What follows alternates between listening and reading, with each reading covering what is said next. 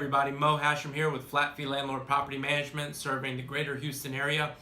We manage single family homes, townhomes for real estate owners and investors in the Houston area, or anybody that's out of the Houston area that wants to invest in Houston.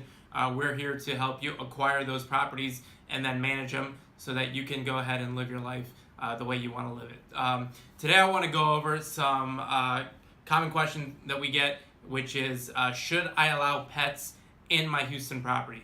You're going to rent it out. You know, this is a home that maybe you have lived in at one point, maybe you grew up in, or you raised your family in, you got your first house, and you've kind of outgrown it, so now you got to move out. You've got a sentimental and emotional bond with this property, and number one, you're hesitant to even rent it out to anybody, but B, you also want to make sure that whoever does end up renting out the property treats it well.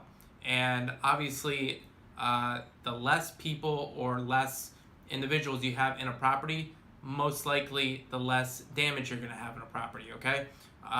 That same thought is going to go with pets, okay? The less humans or the less animals in a house will probably lead to a lower amount of damage in a property, which to most, it's a good thought process and it makes sense. However, as a whether you're a real estate investor or just a landlord that owns one property and renting out your own house, I will tell you this as somebody that manages several hundreds of properties in the area, you don't want to limit yourself, and you definitely don't want to limit yourself by excluding a good portion of good tenants, okay? And right now I'm going to go over some good practices or a good frame of mind to have when it comes to renting out your property and considering pets in your rental home. All right, so number one, as you're advertising your property for rent, you want to make sure that you don't cut off probably over half the population that has a pet, okay? So you want to be open to everybody, and you want to have options as a landlord when it comes to who you're going to rent out your property to. So you don't want to right off the bat say absolutely no pets, because what that does is it, like I just said, cuts off half the population in the world that does have pets, and it probably cuts off the other 20-some% that say they don't have pets but actually do. Now those people are okay. We don't want the liars in our properties anyways, right? But the people that do have pets and are good tenants and show a good history of rental history with previous landlords, they have pets that don't damage the property, they're very respectful of rental property, you don't want to cut those people out as well, okay? Now in addition to that, there are some pets that may cause more damage than others, okay? A lot of the times when you're advertising your property for rent, there's not too many options on whether you're on Zillow, Craigslist, whatever it may be, for the type of pet that you are excluding or would allow, okay? So for example, let's say your tenant has a goldfish, okay? Technically that's a pet, but when you are uploading it into the different websites to advertise it, it only gives you the option of, do you allow pets, yes or no? So what I recommend when you are advertising your property for rent is to keep the pet section on a case-by-case basis. And what that will do is it doesn't cut people out right off the bat. It still allows people to inquire about your property, but it then also allows you to find out what kind of pet that tenant has.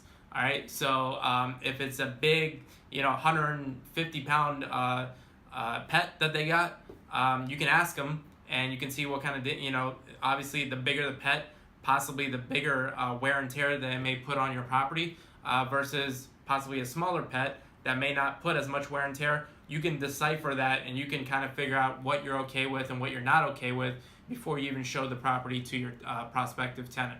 So if you leave it on a case-by-case basis, you're not cutting people off right off the bat. You're allowing them to inquire, and then which in turn allows you to inquire and find out, hey, what kind of pet do you have? How many of those pets do you have? And then from there, you can make an educated decision on whether you want to move forward with that pet or not move forward with that pet.